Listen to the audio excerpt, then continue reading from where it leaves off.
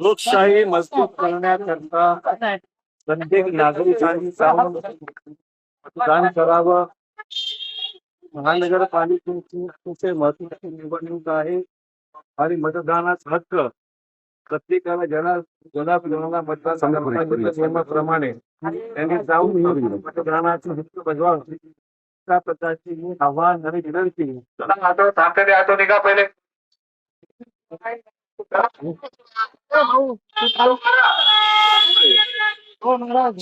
शिवाय नंतर करा.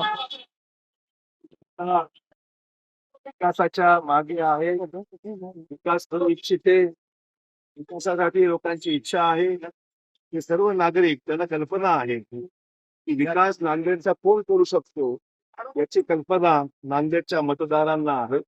मग ते मी त्यांना आवाहन करेन की आपला मतदानाचा हक्क बजवावा आणि नांदेडमध्ये लोकशाही मार्गाने या महानगरपालिकेने लोकनियुक्त अशा प्रकारची प्रशासक आणि त्या ठिकाणी महापौर निवडून यावा अशा प्रकारची अपेक्षा आणि आव्हान मी आमच्या नागरिकांना करतो.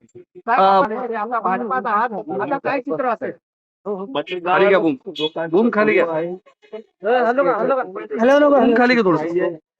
एवढंच आवाहन करतो की मतदान करा आणि तो विकास होऊ शकतो त्याच्या मागे भक्कमपणे उभा. महापालिकेचं मतदान सुरू आहे. किती ठिकाणी भाजप यावेळेला आज काही निर्बंध आहेत.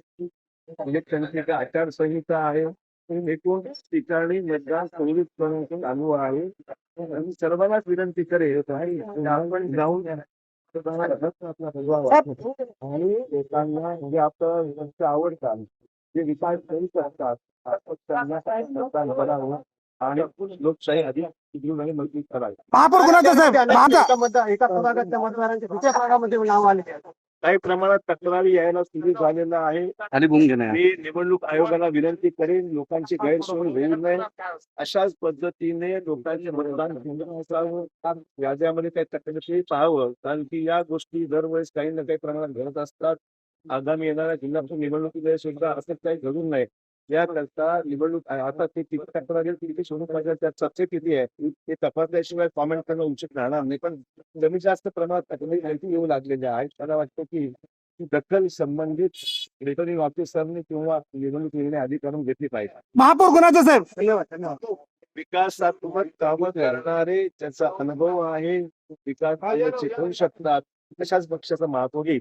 कृष्णनगर येथे दुर्घटना घडली आणि त्यानंतर त्या ठिकाणच्या नागरिकांनी मतदानावर बहिष्कार टाकण्याची भूमिका घेतलेली आहे. प्रशासनाकडून काही तशी हे करण्यात आले का? कसं आहे मला एवढं सांगायचं कालची जी काही दुर्घटना घडलेली आहे त्याच्यामुळे आपण मतदानावर बहिष्कार करणं उचित नाहीये. आपण लोकशाही मार्गाने आपल्याला निवडणूक घडवून त्या ठिकाणी मतदान करून त्याच्यापासून घेऊन आणला पाहिजे. कालच्या घटनेची संपूर्ण चौकशी केली जाईल. आयुक्तांनी मान्य केलेलं आहे आणि त्यामुळे चौकशी क्रमाची निष्पन्न होईल त्याप्रमाणे कारवाई करण्यात येईल.